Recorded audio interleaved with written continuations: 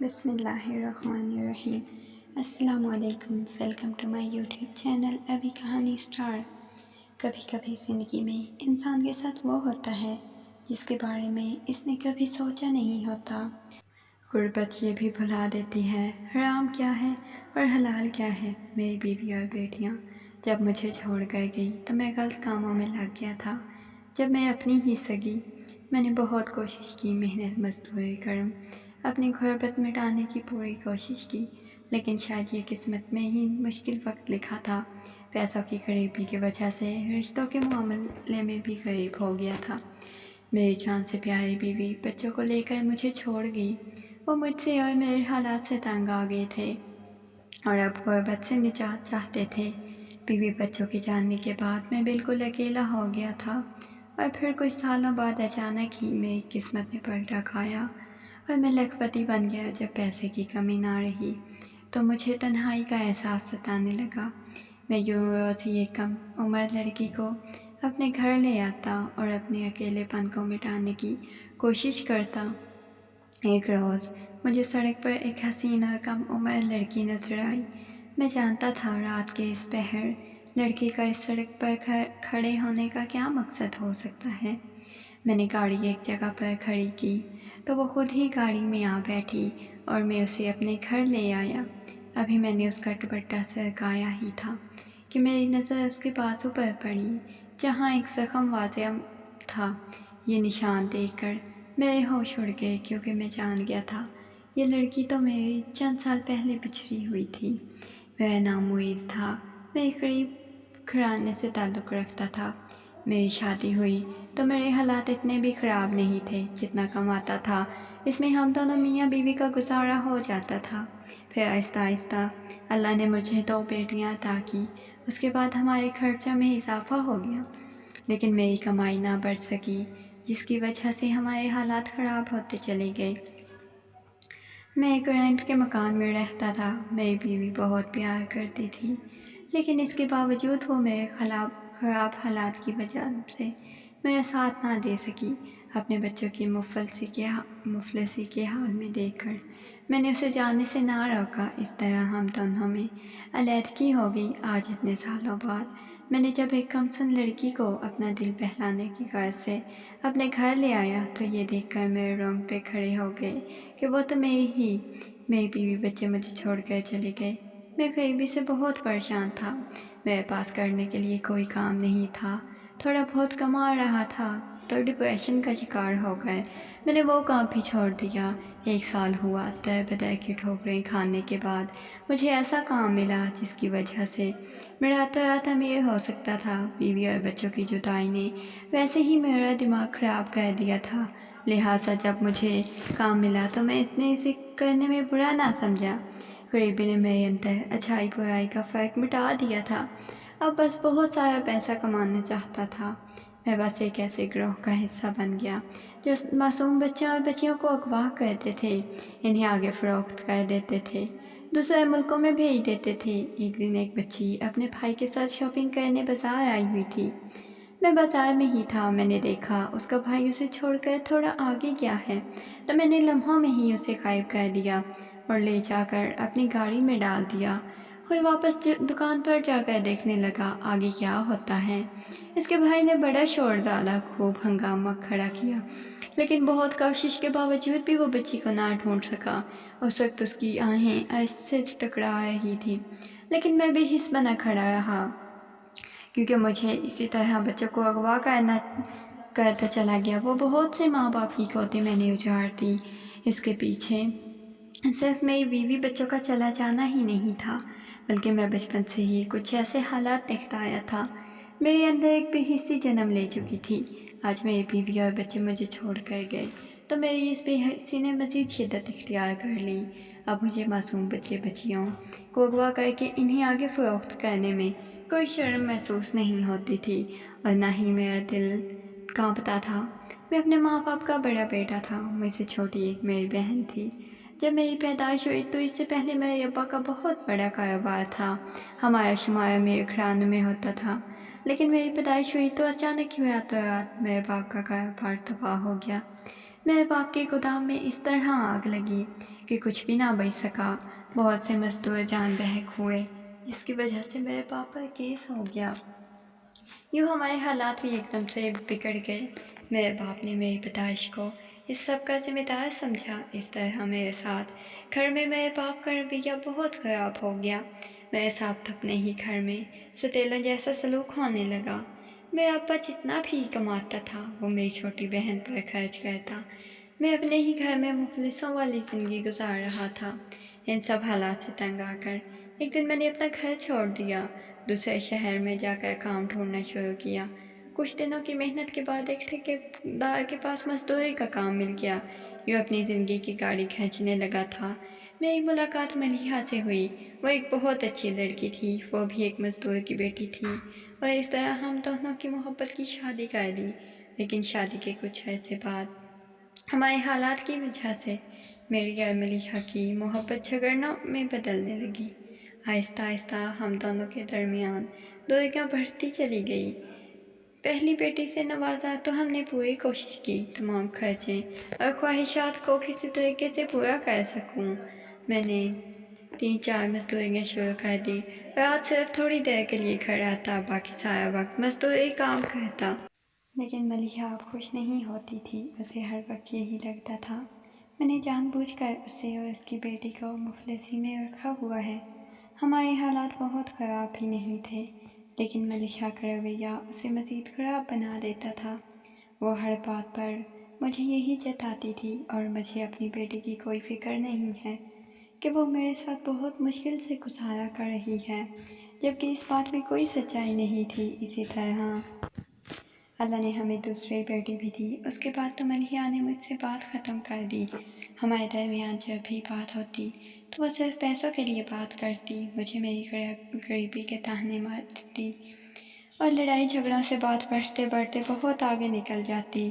اب پہلے جیسا ہمارا رشتہ نہیں رہا تھا، لیکن میں کسی بھی طرح ہمارے رشتے کو بہتر کرنا چاہتا تھا، کیونکہ میں ملیحہ کی ضروریات پوری کر رہا تھا۔ لیکن فی الحال میں اس کی خواہشات پوری کرنے کے قابل نہیں تھا۔ گھر میں آئے دن جھگڑے کھڑے ہونے لگے۔ ملیحہ کا رویہ بہت بدل گیا تھا۔ جب اس سے میری شادی ہوئی تو اس وقت جانتی تھی کہ میرے حالات کیسے ہیں، لیکن اس کے باوجود ہر گزرتے دن کے ساتھ ملیحہ نے یہ کہنا شروع کر دیا میں نے اسے دھوکہ دے کر شادی کی ہے، جبکہ یہ جھوٹ تھا۔ میں نے اس کے ساتھ کوئی دھوکہ نہیں کیا تھا۔ وہ پہلے ہی دن سے سب کچھ جانتی تھی، مگر اس تبدیلی کی وجہ سے ناواقف تھا۔ میں نہیں جانتا تھا وہ اچانک سے اتنا زیادہ کیوں بدل گئی ہے، جبکہ وہ خود بھی کسی امیر گھر سے تعلق نہیں رکھتی تھی، میری طرح غریب ہی تھی۔ میں نے اس کے ساتھ کوئی دھوکہ نہیں کیا تھا، مگر اس تبدیلی کی وجہ سے میں ناواقف تھا۔ میں نہیں جانتا تھا وہ اتنی زیادہ کیوں بدل گئی ہے۔ وہ خود بھی کسی امیر گھرانے سے تعلق نہیں رکھتی تھی۔ اس کے باپ کے گھر کے بالکل ایسے ہی حالات تھے جیسے میرے گھر کے ہیں، اور بہت ہی آرام کرنے کے لیے گھر جایا کرتا تھا۔ اس سے میرے اور ملیحہ کے درمیان کچھ جھگڑوں میں بھی کمی آ گئی تھی، لیکن اس بات سے ایک یہ مسئلہ ہوا تھا کہ میری بیٹیاں اب مجھ سے دور ہو گئی تھی۔ میری بیٹیاں 4-5 سال کی تھی، اور کیونکہ میں انہیں پورا وقت گھر میں نظر نہیں آتا تھا تو وہ صرف اپنی ماں کی ہو کر رہ گئی تھی، اور شاید ان کی ماں نے بھی انہیں مجھ سے دور کر دیا تھا۔ میں بس اپنی بیوی بچوں کو خوشیاں ہی دینا چاہتا تھا۔ مجھے اس بات کا بہت دکھ تھا، بہت محنت کے باوجود بھی ناکام رہا۔ ایک دن مزدوری کرتے وقت میری طبیعت اچانک خراب ہوئی۔ میں جلدی سے گھر واپس آ گیا تھا۔ اس دن مجھ پر یہ راز کھلا ملیحہ مجھ سے اتنا کیوں بدل گئی ہے۔ جب میں گھر آیا تو میں نے دیکھا میری بیوی ملیحہ ہمارے ٹھیکیدار کے ساتھ مصروف ہے۔ میری بیوی سمجھ نہیں آیا کہ یہ سب کیا ہو رہا ہے۔ جب سمجھ آیا تو میرے قدموں تلے سے زمین نکل گئی۔ میری بیوی چند پیسوں کی خاطر مجھے دھوکہ دے رہی تھی۔ میں مانتا تھا میں نے اس کی خواہشات پوری نہیں کی، لیکن ایسا نہیں تھا کہ میں اس کی ضروریات سے غافل تھا۔ میرے ٹھیکیدار نے ہمارے حالات کا بھرپور فائدہ اٹھایا۔ کچھ پیسوں کی عوض اس نے میرے گھر کی خوشیاں خرید لی تھی۔ جب میں گھر میں داخل ہوا تو ٹھیکیدار بابو کو مارنے کے لیے آگے بڑھا تو میری بیوی ملیحہ درمیان میں آ گئی۔ اس نے مجھ سے علیحدگی کا مطالبہ کہہ دیا۔ میں اپنی بیٹیوں کی طرف دیکھا، وہ بھی ٹھیکیدار کے ساتھ ایسے کھیل کود میں مصروف تھی جیسے وہی ان کا باپ ہو۔ میں نے غصے میں ملیحہ کو طلاق دے دی۔ یوں ہمارا ہنستا بستا گھر اجڑ گیا۔ میں زیادہ پیسے نہیں کماتا تھا۔ ملیحہ نے میری محبت سے زیادہ پیسوں کو اہمیت دی اور وہ اسی وقت ہی ٹھیکیدار بابو کے ساتھ میرا گھر چھوڑ کر نکل گئی۔ میں نے اپنی بیٹیوں کو روکنا چاہا لیکن وہ اپنی ماں کے ساتھ چلی گئی۔ یوں میں غریبی کے ساتھ ساتھ رشتوں سے بھی محروم ہو گیا۔ 2 سال تک در بدر کی ٹھوکریں کھاتا رہا۔ 2 سال بعد ایک دن میں خود کو ختم کرنے کے خیال میں گھر سے نکلا۔ اچانک ہی میرا ٹکراؤ ایسے شخص سے ہو گیا جس نے میری حالت دیکھ کر اندازہ لگایا میں کسی ذہنی کیفیت کا شکار ہوں، اور اس نے مجھے اپنے ساتھ کام کرنے کی پیشکش کی۔ میں نے یہ جانے بنا ہی کہا کیا کام کرنا ہے، اس کے ساتھ کام کرنے کی حامی بھر لی، اور پھر آہستہ آہستہ مجھ پر راز کھلا۔ میں ایک ایسے گروہ کا حصہ بن چکا ہوں جو معصوم بچوں کو اغوا کرتے ہیں، دوسرے شہروں میں فروخت کا کام کرتے ہیں جہاں ان کو بھکاری بنایا جاتا ہے۔ لڑکیوں کو تھوڑا بڑا کرنے کے بعد ان سے غلط کام کروائے جاتے ہیں۔ میرے آگے پیچھے کوئی نہیں تھا جو مجھ سے پوچھتا میں کیا کر رہا ہوں، اسی لیے میں نے اس گروہ کے ساتھ کام کرنا شروع کر دیا۔ میں بے حسی کے اس مقام پر پہنچ چکا تھا جہاں مجھے کسی کے ماں باپ کا درد محسوس نہیں ہوتا تھا۔ میری اپنی اولاد مجھے چھوڑ کر گئی، میری بیوی نے مجھے میری اوقات دکھا دی تھی۔ میں بہت ٹوٹ چکا تھا، اس لیے گمراہی کے راستے پر چل پڑا۔ اب میں بہت پیسہ کما رہا تھا۔ دیکھتے ہی دیکھتے 1 سال کے اندر میں اپنا گھر اور گاڑی ہو گیا اور میرے پاس پیسوں کی کوئی کمی نہ رہی۔ اب تنہائی کا احساس مجھے مارنے لگا تھا۔ مجھے اپنی بیوی ملیحہ اکثر یاد آتی۔ میں نے اس کی یاد کو مٹانے کے لیے، اپنی تنہائی کو دور کرنے کے لیے ایک نیا راستہ ڈھونڈ لیا۔ اب ہر روز کسی نہ کسی جوان لڑکی کو اپنے گھر لے آتا، اس کے ساتھ اپنی تنہائی بانٹ لیتا۔ میری زندگی ایک طرح سے مکمل ہو چکی تھی۔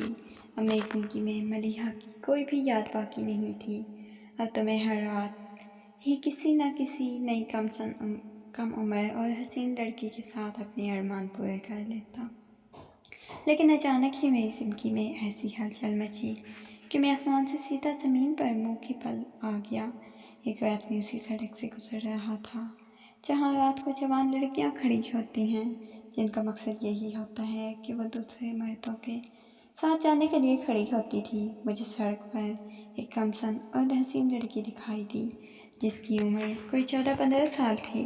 اسے دیکھتے ہی میرا دل اس پر آ گیا۔ میں اس کے قریب لے جا کر گاڑی روک دی۔ وہ شاید کسی گاہک کے انتظار میں ہی تھی۔ جیسے میں نے گاڑی روکی تو وہ فوراً ہی دروازہ کھول کر گاڑی میں آ بیٹھی۔ میں اسے خوشی خوشی اپنے نئے گھر میں چلا آیا۔ میرا گھر بہت بڑا تھا، میرے پاس پیسے کی کوئی کمی نہیں تھی۔ میں اس جیسی کتنی ہی لڑکیاں خرید سکتا تھا۔ جب میں اسے اپنے ساتھ اپنے کمرے میں لایا تو پہلے اسے کھانا دیا، کیونکہ زیادہ تر ایسی لڑکیاں خالی پیٹ ہوا کرتی تھی، کیونکہ یہ کام کرنے کے لیے بھی ان کی بھوک ہی انہیں مجبور کرتی تھی۔ اسے کھانا کھلانے کے بعد اس کے قریب گیا اپنی تنہائی مٹانے کے لیے، لیکن اس کے بعد جو ہوا وہ دیکھ کر حیرت ہوئی۔ اپنے جذبات کو پورا کرنے کے لیے جیسے ہی میں نے اس کے دوپٹے کو ہلکا سا سرکایا، اس کے بازو پر ایک ابھرا ہوا زخم نشان مجھے نظر آیا جسے میں اچھی طرح پہچانتا تھا، اور مجھے کچھ ہی لمحے یہ سمجھنے میں لگے جو میرے ساتھ میرے گھر آئی ہے وہ میرے سامنے بیٹھی ہے، جس کے ساتھ میں اپنے جذبات کو، اپنے احساسات کو مٹانے کی کوشش کر رہا تھا۔ وہ تو میری اپنی سگی تھی۔ میں زمین پہ گھٹنوں کے بل گر گیا۔ مجھے سمجھ نہیں آ رہی تھی میں کیا کروں۔ میں نے دونوں ہاتھوں سے اپنے بال پکڑ کر نوچنے شروع کر دیے۔ وہ لڑکی بھی شاید اب مجھے پہچان گئی تھی، میرے پاس ہی بیٹھ گئی۔ ہم دونوں کی سسکیوں کی اب کمرے میں آوازیں گونج رہی تھی۔ بہت دیر تک ہم دونوں ساتھ بیٹھے روتے رہے۔